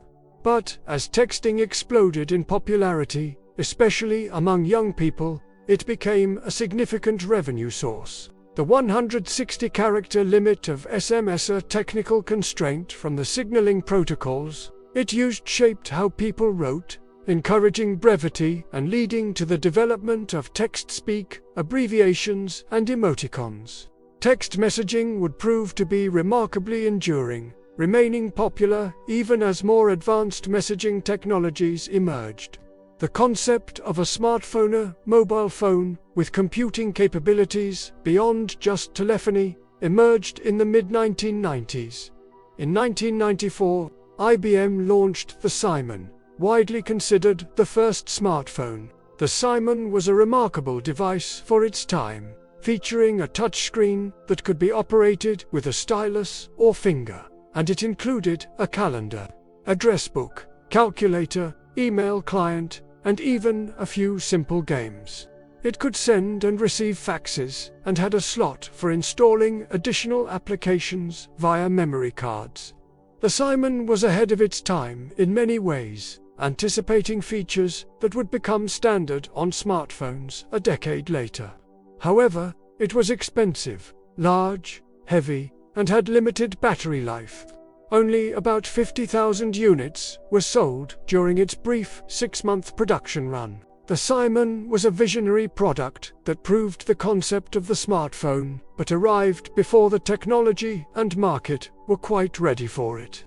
A few years later, in 1996, Nokia introduced the 9000 communicator, which took a different approach to combining phone and computer functionality. The communicator had a clamshell design. Closed, it looked and functioned like a regular mobile phone. But when opened, it revealed a full QWERTY keyboard and a larger screen displaying email, web browsing, fax, and productivity applications. The communicator was aimed primarily at business professionals who needed mobile access to their work communications and documents. It was considerably more successful than the IBM Simon, establishing Nokia as a leader in smartphone innovation. The communicator design would be refined through several generations, with each version adding capabilities and improving performance. These devices showed that there was a real market for mobile computing, particularly among professionals for whom staying connected while traveling was worth the added cost and bulk of a more sophisticated device. Nokia continued innovating in mobile phone features. In 1998, they added color screens and games to their phones, making them more entertaining and visually appealing. The addition of color displays transformed the user interface from purely functional to something more engaging and pleasant to use. And games, particularly the simple but addictive Snake, became a cultural phenomenon. Suddenly, your phone wasn't just for communication, it was also an entertainment device you could pull out during idle moments. These additions might seem trivial, but they represented an important shift in how people thought about their phones. They were becoming personal devices, extensions of individual identity and lifestyle, not just tools for business or emergency communication. The next major addition to mobile phone functionality came in 1999 with the launch of the first camera phone. Developed by Kyocera and released in Japan, this device integrated a digital camera with a mobile phone, allowing users to capture images and send them to other phones or email addresses. The first camera phone's image quality was poor, by modern standards, just 0.11 megapixels, producing tiny, grainy photos, but it introduced a concept that would transform both photography and social communication. With a camera always in your pocket, you could capture spontaneous moments, document your daily life, and share experiences visually with friends and family. The camera phone would eventually devastate the standalone digital camera market and fundamentally change how humanity documents and shares its experiences. The phrase, "pics or it didn't happen," reflects a culture shaped by ubiquitous camera phones, where visual documentation has become the default mode of memory and evidence. Also, in 1999, a Canadian company called Research in Motion, later known as BlackBerry, introduced wireless push email to mobile devices. This meant that emails would arrive on your BlackBerry device automatically, almost instantly after being sent, without you having to manually check for new messages. For business professionals, this was transformative.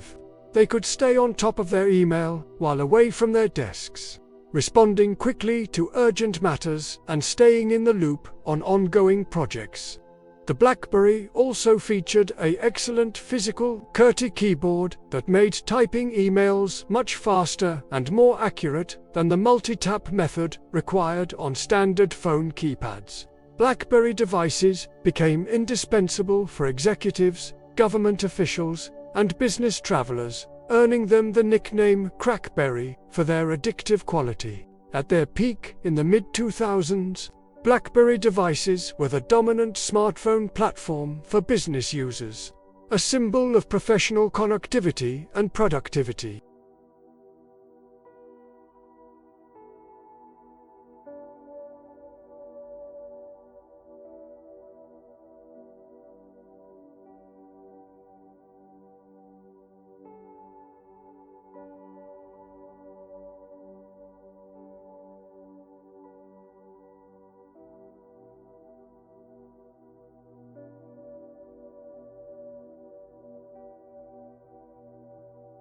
The iPhone's multi-touch interface eliminated the need for a stylus or keyboard, allowing natural gestures like pinching to zoom and swiping to scroll.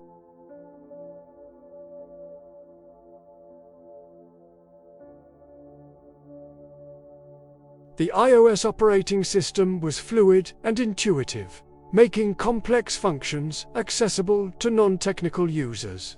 And Apple's design aesthetic minimal, beautiful, refined made the iPhone an object of desire, not just a functional tool. When Steve Jobs introduced the iPhone on stage, calling it a revolutionary mobile phone, he wasn't exaggerating. The iPhone established the template for modern smartphones. A large touchscreen dominating the front, minimal physical buttons, and an operating system designed around direct manipulation of on-screen elements.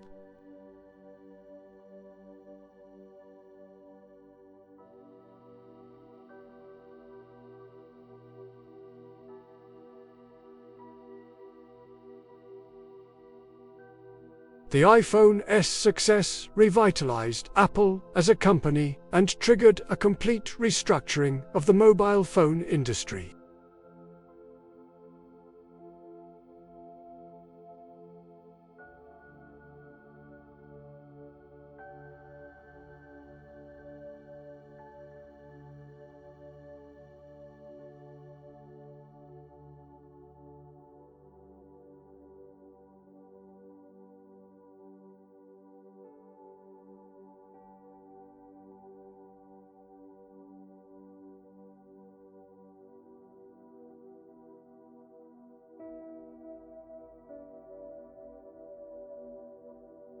Android's flexibility allowed manufacturers to customize the interface and add their own features, leading to diverse interpretations of what an Android phone could be.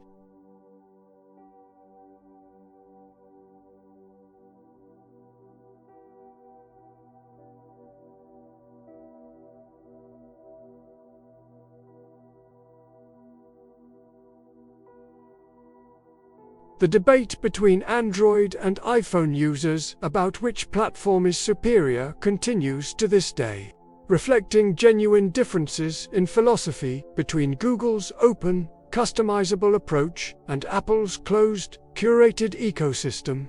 While phones were becoming smarter and more capable, other technologies were changing how we used them for communication.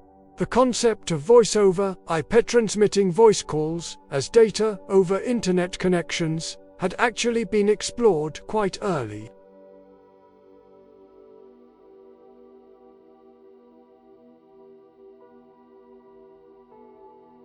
This early experiment showed that voice could be digitized and packetized, broken into small chunks of data that could be routed through a network alongside other types of data.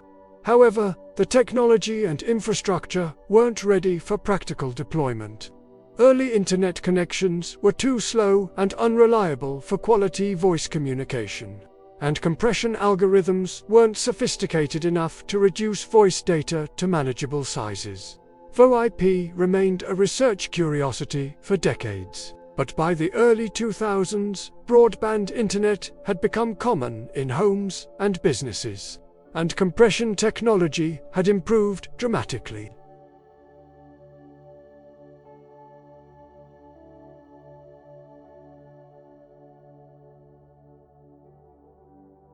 Skype used peer-to-peer technology and advanced codecs to deliver voice quality that rivaled traditional phone calls, even over modest internet connections, because Skype calls traveled over the internet rather than through the traditional telephone network. They cost nothing beyond your existing internet connection, No permanent charges, no long-distance fees, no international calling rates. This was revolutionary.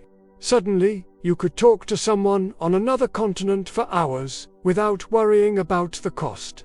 Skype also added video calling, screen sharing, and instant messaging, becoming a comprehensive communication platform. Skype's success forced traditional telephone companies to reconsider their business models and accelerated the shift toward treating voice as just another form of data, rather than as something special and separate. Even before smartphones became common, there were attempts to bring internet content to mobile phones.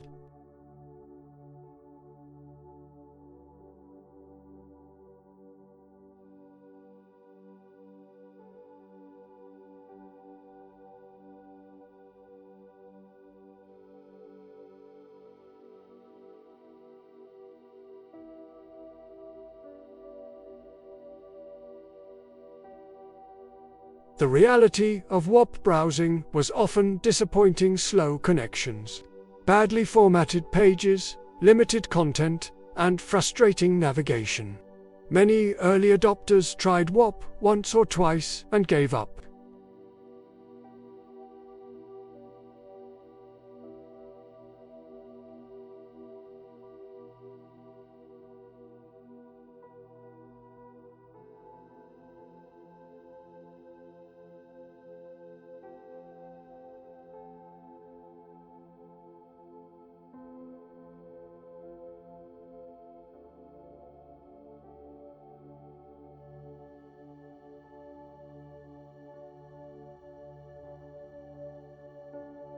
Caller ID technology, which displays the caller's number on your phone before you answer.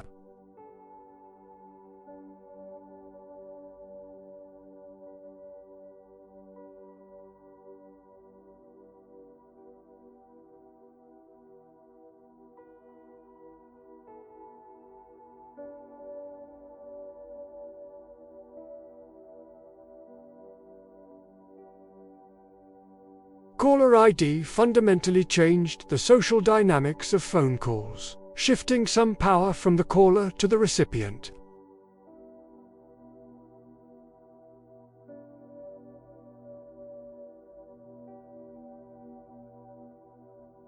The journey from invention to widespread deployment took time. Caller ID did not become common in the United States until the 1990s.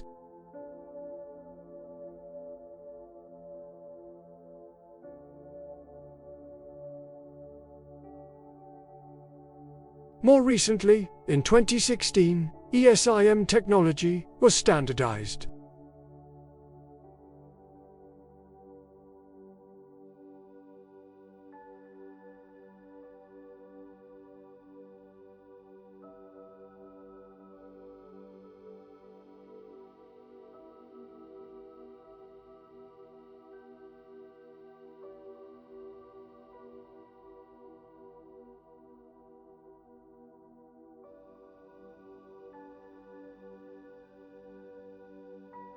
This makes switching carriers easier. No need to obtain a physical SIM card. Just download your new carrier's profile.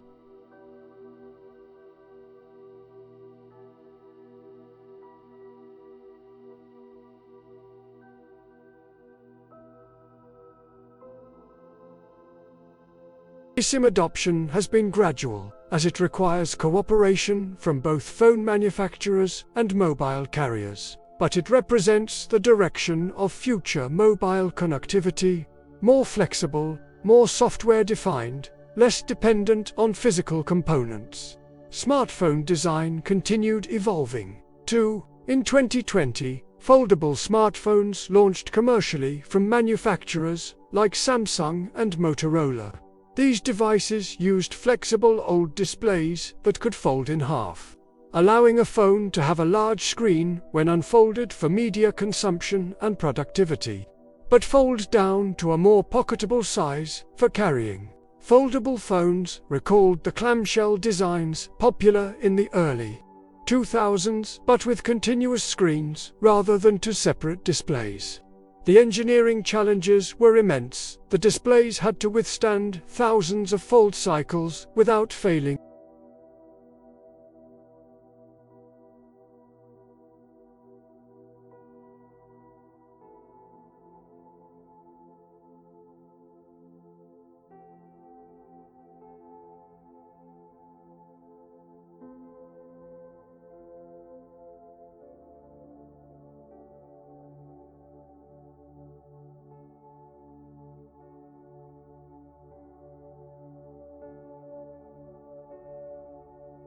Looking toward the future, satellite-to-phone services began trials in 2024, promising connectivity even in areas with no cellular coverage.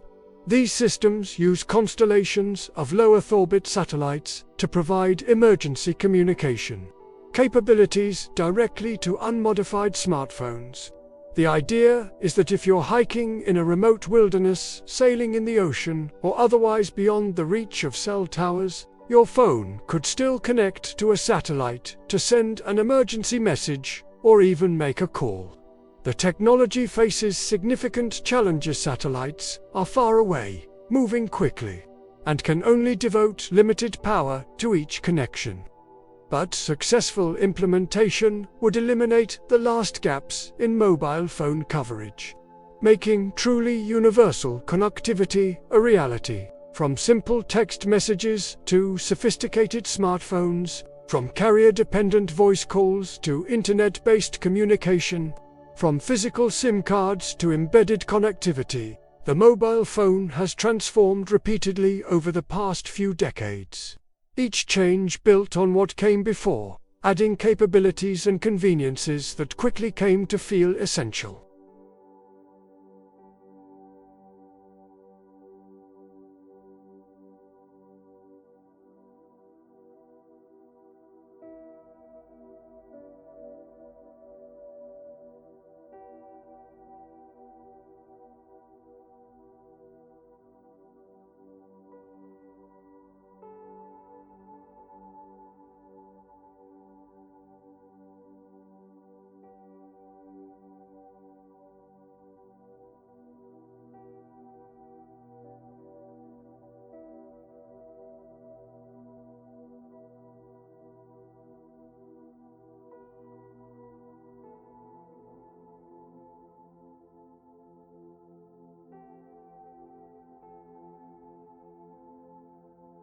One of the most practical innovations for home telephony came in 1966 with the commercial appearance of cordless phones.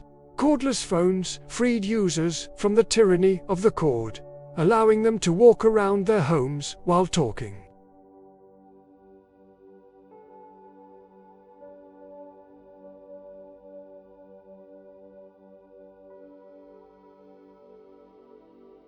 Early cordless phones had limited range, maybe a room or two away from the base, and could suffer from interference or eavesdropping, since the radio signals were unencrypted, but the freedom they provided was immediately appealing.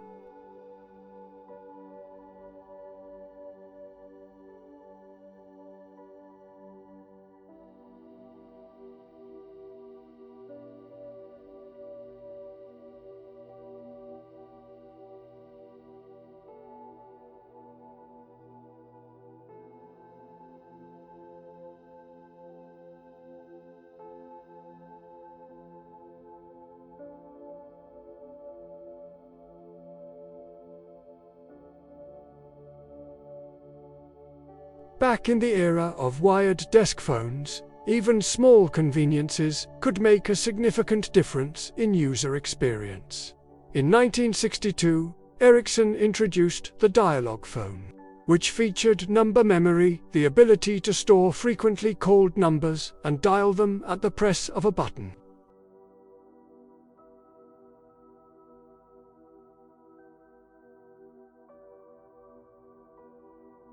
You had to remember phone numbers, keep them written in an address book, or look them up in directories each time you wanted to call. The dialogue's memory function eliminated this friction for your most important contacts. You could store perhaps 10 or 20 numbers, nothing like today's capacity, but enough for family, close friends, and essential services. This was an early example of phones becoming smarter, taking on cognitive tasks that previously relied on human memory or external records. Phone design continued to explore different form factors and use cases.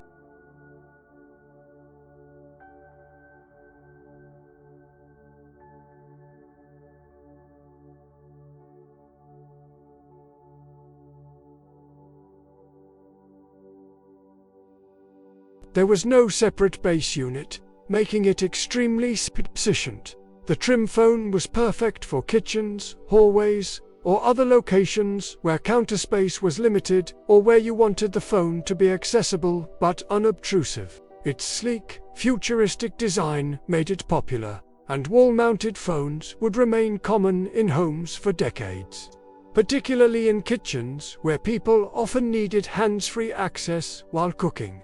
As mobile phone technology developed, different countries took different approaches and in 1979, the first digital mobile network trials launched in Tokyo, Japan. While most of the world was still using analog cellular technology or hadn't yet deployed cellular networks at all, Japan was already experimenting with digital transmission. This early lead in digital mobile technology reflected Japan's broader culture of embracing advanced electronics and their telecommunications industry's willingness to invest in next-generation systems.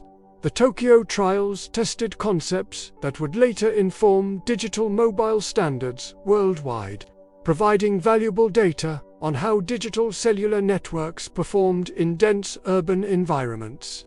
Japan's telecommunications development also followed an interesting path in terms of messaging. In 1968, Japan's pager systems began operation, actually predating their mobile voice services. Pagers, also called beepers, were one-way communication devices that received short numeric messages. Someone would call a paging service, leave a number, and the pager would beep and display that number on its small screen. The pager user would then find a phone and call that number back. Pagers were much simpler and cheaper than mobile phones, and their receive-only nature meant longer battery life and smaller size. They became very popular in Japan and later worldwide, particularly among doctors, emergency responders, and business people who needed to be reachable but didn't require full two-way communication. Pagers represented an intermediate step between being unreachable when away from a phone and having full mobile telephony. At their peak in the mid-1990s, tens of millions of people used pagers. They've since been almost entirely displaced by mobile phones. But they played an important role in establishing the expectation of constant reachability. As mobile phones evolved, manufacturers competed intensely to make them smaller and more portable. Motorola achieved a major milestone in 1989 with the Micro TAC, which dramatically shrank phone size compared to earlier brick-like models. The Micro TAC had a flip-down mouthpiece that protected the keypad when closed and extended the phone for better acoustics when open. When closed, it was genuinely pocket-sized, small enough that people could carry it comfortably throughout the day. The Micro TAC was beautifully designed, with smooth curves and a premium feel. It remained expensive, still a luxury item rather than a mass-market product, but it showed that mobile phones could be elegant, personal objects rather than utilitarian tools. The Micro TAC's design language influenced mobile phones for years to come. Motorola followed up this success in 1996 with the Star TAC, which became not just a phone but a genuine fashion icon. The Star TIC was even smaller than the Micro TIC, fitting easily in a shirt pocket. Its clamshell design was sleek and satisfying. Flipping open the Star TIC to answer a call became a signature gesture, immortalized in countless movies and TV shows. The Starty IC came in various colors and finishes, and owning one became a status symbol. Celebrities were photographed with Starty ICs. Business executives flipped them open dramatically during meetings. The Starty AC transcended its function as a communication device to become a cultural artifact, an object of desire that communicated something about its owner's sophistication and success. It demonstrated that mobile phones could be fashion accessories as much as technology products.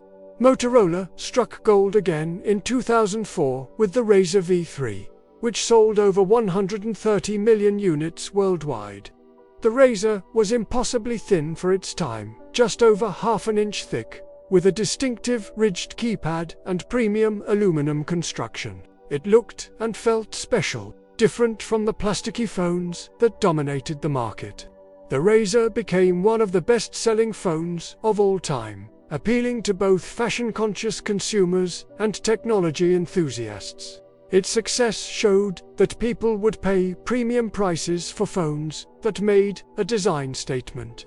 However, the Razr also illustrated the challenge of following up a massive hit.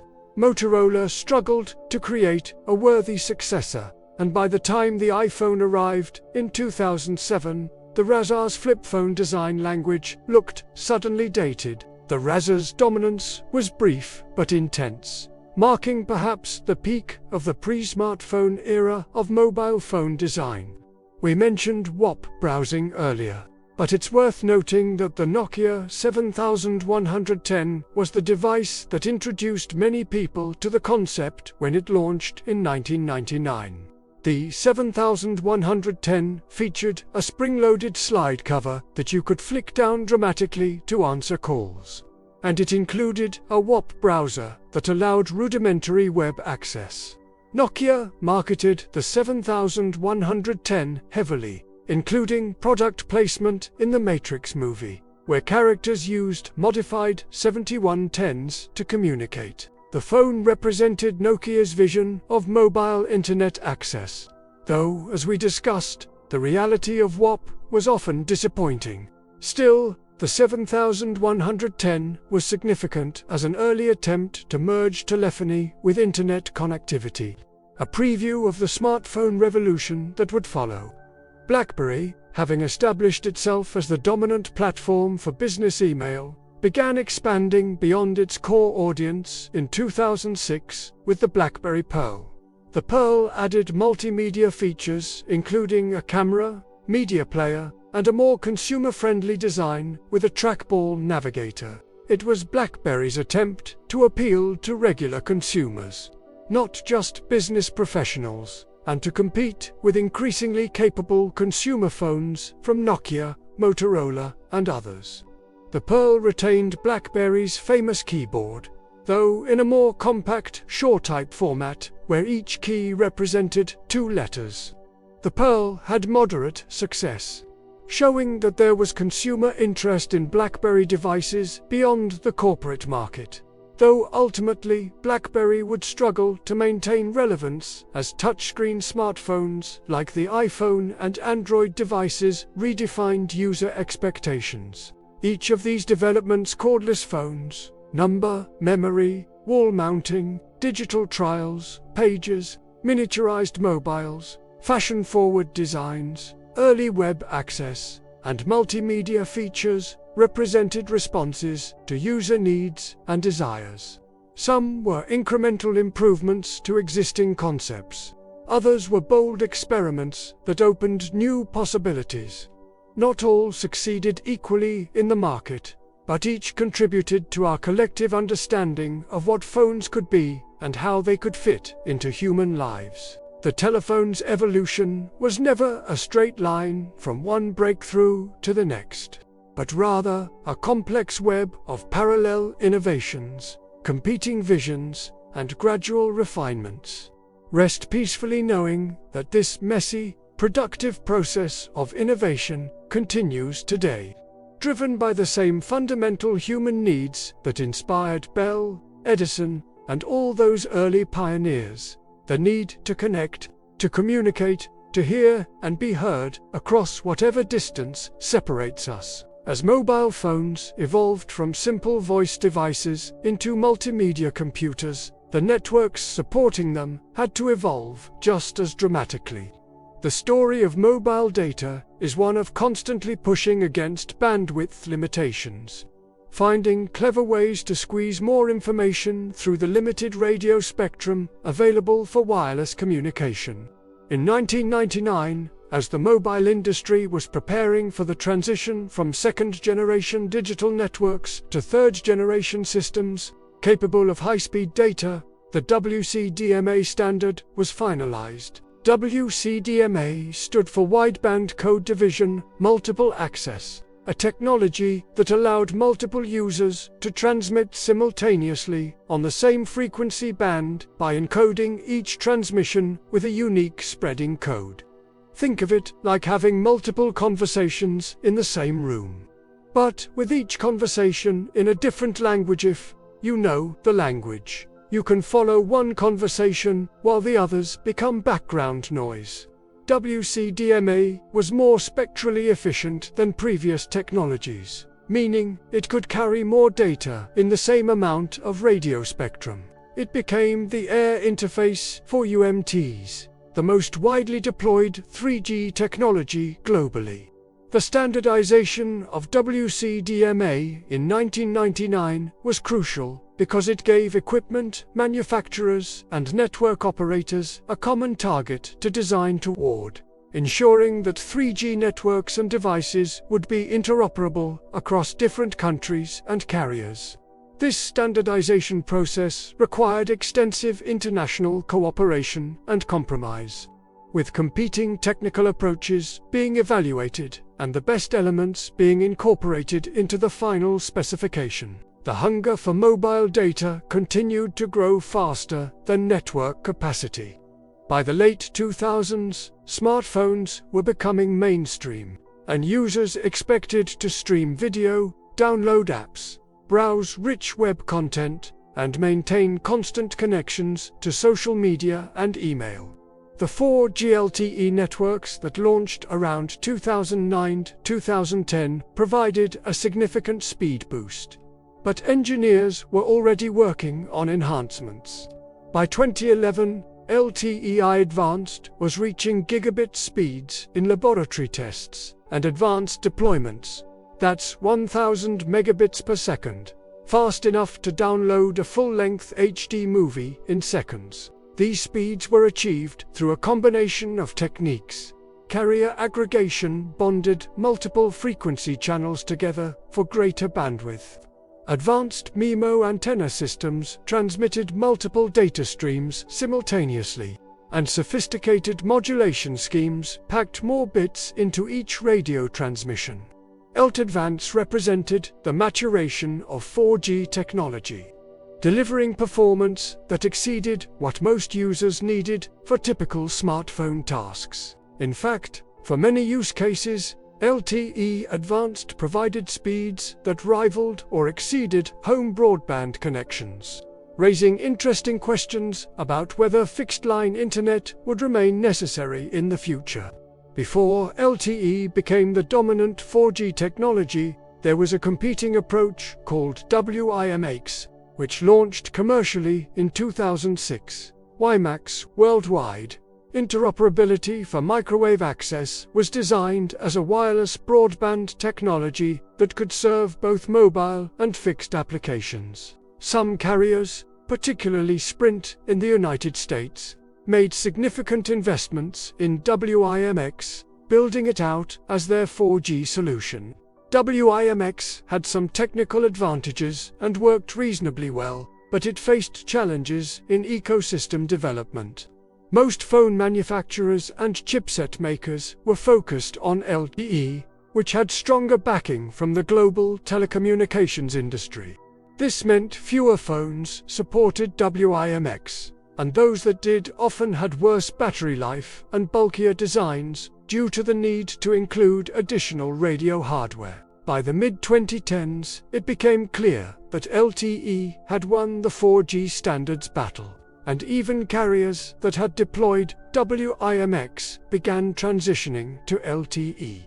WIMX's story illustrates how technical merit alone doesn't determine success in telecommunications. Support, industry alignment, and market momentum matter just as much. Stepping back to an earlier era, it's worth appreciating what the transition from analog to digital cellular networks meant for users beyond just enabling data services. PCs, networks, and other digital systems improved privacy and quality compared to analog cellular. Analog cellular calls could be intercepted relatively easily with scanners that tuned to cellular frequencies. In fact, this was a minor scandal in the 1990s when several celebrity phone conversations were intercepted and leaked. Digital networks encrypted transmissions, making eavesdropping much more difficult. Digital encoding also provided better noise immunity, so calls maintained quality even in challenging radio environments where analog signals would become crackling and distorted.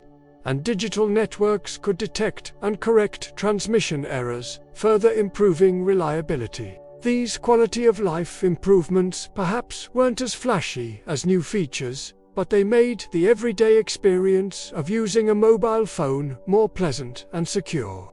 The standardization of digital mobile technologies like TDMA and particularly GSM enabled something that had been impossible in the fragmented analog era: truly global roaming. With GSM, a phone purchased in Germany would work in France, Spain, Italy, and eventually in hundreds of countries across every continent. You could travel internationally and stay connected with the same device and phone number you used at home. Your carrier would automatically connect to partner networks abroad, seamlessly handing off your connection as you moved between countries. This global interoperability was achieved through meticulous standardization. Everything from radio frequencies and encoding schemes to billing protocols and network interfaces had to be specified in exhaustive detail to ensure compatibility.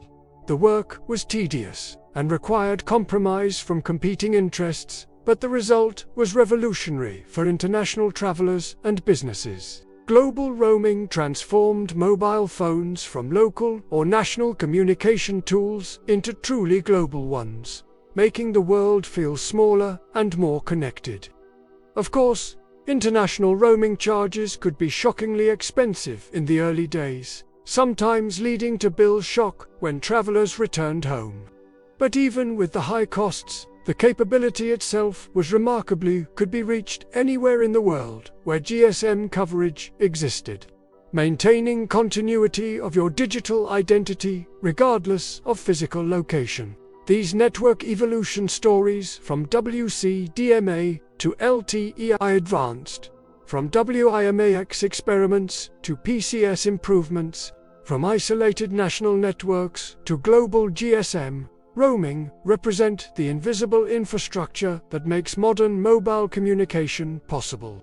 Most users never think about the sophisticated signal processing, the international standards negotiations, or the massive infrastructure investments required to deliver the seamless connectivity we've come to expect. When you pull out your phone and it just works, connecting instantly to the network, handing off smoothly between cell towers as you drive, maintaining a video call even as network conditions fluctuate, all of that represents layers upon layers of engineering sophistication. The data speeds we enjoy today, sufficient for high-definition video streaming and real-time gaming on mobile devices, would have seemed like science fiction to the engineers working on early cellular systems. Yet each generation built on the foundations laid by previous ones, incrementally improving, and occasionally making breakthrough leaps forward, driven by the endless human appetite for faster, better, more reliable communication. Rest easy with the knowledge that this progress continues. Even now, engineers are working on sixth-generation networks, exploring terahertz frequencies and artificial intelligence-driven network optimization. pushing toward capabilities we can barely imagine today. The story of telephone networks is one of relentless forward motion, of problems solved leading to new possibilities, which in turn reveal new challenges to overcome.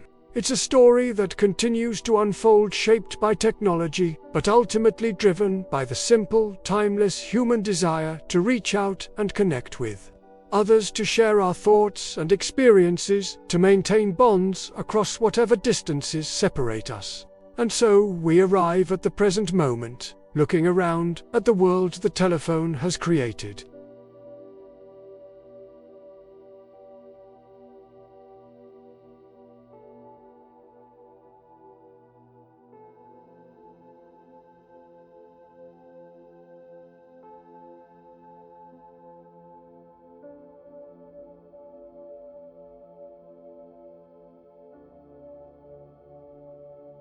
That's more than one phone for every person on Earth. In fact, mobile phones now outnumber the global population, meaning that many people have multiple devices, perhaps a work phone,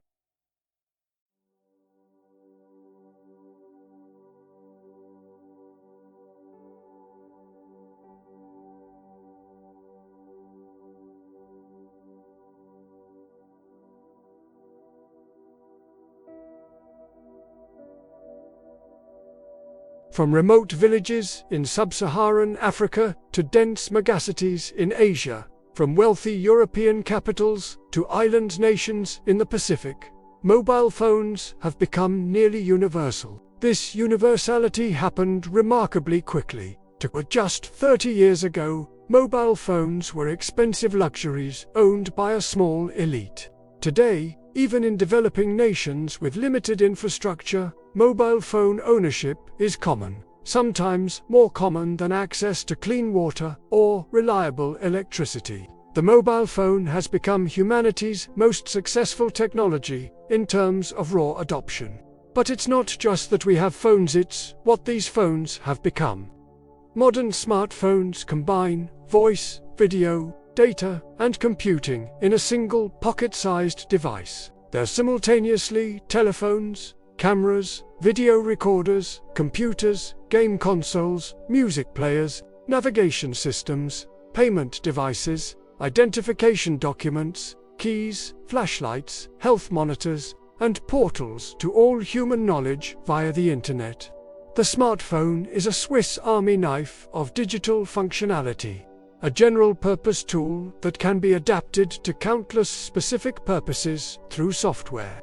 This convergence means we carry no need for separate cameras, music players, or GPS devices.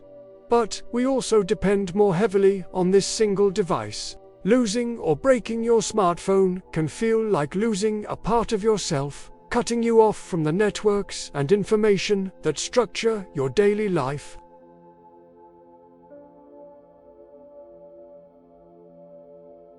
Modern phones support real-time video calls globally, something that AT&T's picture phone attempted in 1964, but that only became practical and popular in the 2010s. With services like FaceTime, Skype, Zoom, and WhatsApp,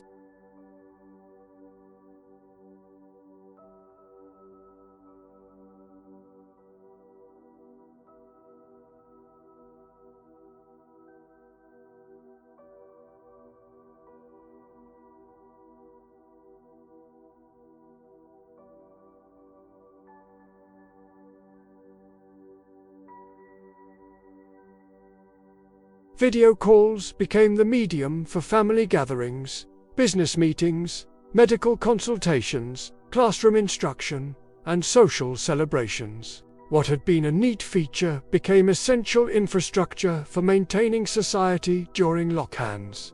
This experience changed how we think about remote communication. Video is no longer just for special occasions or tech enthusiasts, but a standard mode of staying connected. Display technology has also evolved in fascinating ways. Flexible old screens have revived foldable phone designs, but with capabilities that would have seemed magical even a decade ago. These organic, light-emitting diode displays can bend and flex without breaking, enabling phones that fold or even roll up. Samsung's Galaxy Fold and Flip lines, Motorola's modern Razr and other foldable phones offer either large tablet-sized screens that fold down to phone size, or compact devices that unfold to standard phone dimensions. The flexible displays maintain excellent image quality with vivid colors and deep blacks. Early foldables faced durability concerns and carried premium prices, but the technology is maturing rapidly. Foldables represent one possible future for smartphone design devices that can change form factor to suit different uses. Compact for portability, but expandable when you need more screen space. Perhaps even more remarkably, phones now integrate satellite connectivity, extending coverage to truly anywhere on Earth. Services like Apple's Emergency SOS via satellite and upcoming systems from companies like Starlink and AST SpaceMobile promise to eliminate the last gaps in mobile coverage. If you're hiking in a wilderness area miles from the nearest cell tower, sailing in the middle of the ocean, or traveling through remote desert regions,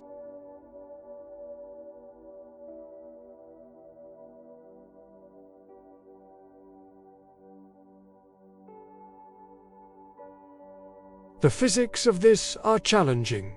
Satellites are far away, moving quickly across the sky, and can dedicate only limited power to each connection. But engineers have developed sophisticated antenna designs and signal processing algorithms to make it work. Universal connectivity is approaching reality soon. There will be no place on Earth where you are truly unreachable. The way we make voice calls has fundamentally changed, too, though many users don't realize it. Voice calls increasingly run over internet protocols rather than traditional circuit-switched telephone networks. This is called VoIP when it runs over the general internet, or Volt Voice over LTE when it runs over mobile data networks using the same infrastructure that carries your web browsing and streaming video. To the user, it feels the same as a traditional phone call, but technically it's quite different.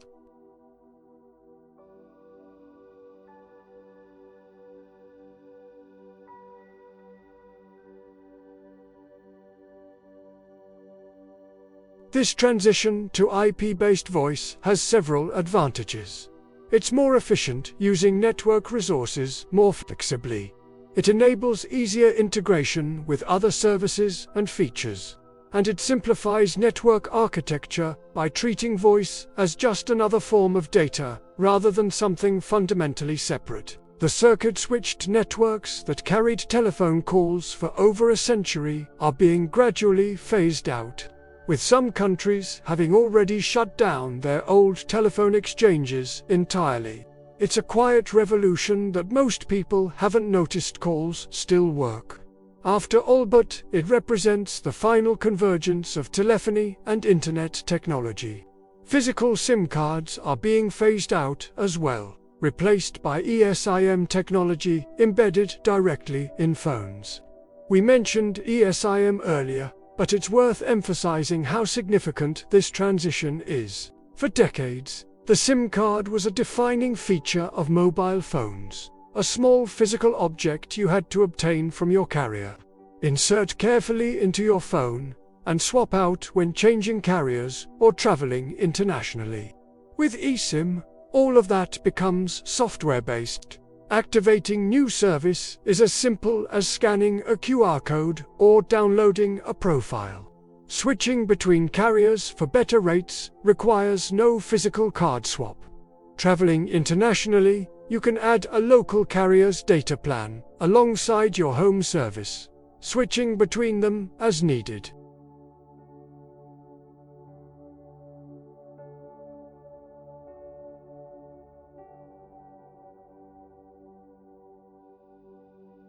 For users, it's more convenient and flexible. The transition is incomplete Yet many carriers and regions still rely on physical SIM cards, but the direction is clear. Beyond their technical capabilities, we should consider what mobile phones mean in human terms.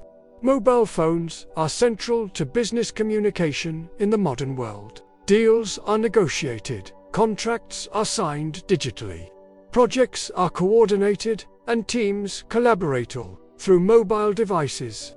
The smartphone has enabled unprecedented flexibility in where and how we work, contributing to trends like remote work and the gig economy. It's hard to imagine modern business functioning without mobile phones. But perhaps even more fundamentally, phones are essential tools for social connection. We use them to maintain relationships with family and friends, to participate in communities organized around shared interests, to document and share our lives, to seek help when we need it, and to offer support to others. For many people, their phone is their primary interface to the social world, the device through which they experience friendship, romance, community, and belonging.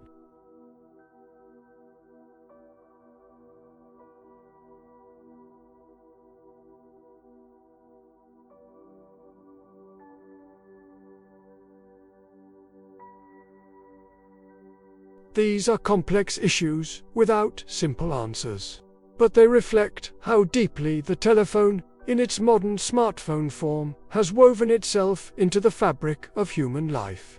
Standing back and looking at the full sweep of history, from Bell's first call in 1876 to today's smartphones with satellite connectivity and gigabit data speeds, we can see an arc of remarkable transformation. The telephone has evolved from a wired novelty available only to a privileged few into humanity's most widespread technology, an essential tool carried by billions. It has shrunk from room-filling equipment to pocket-sized devices.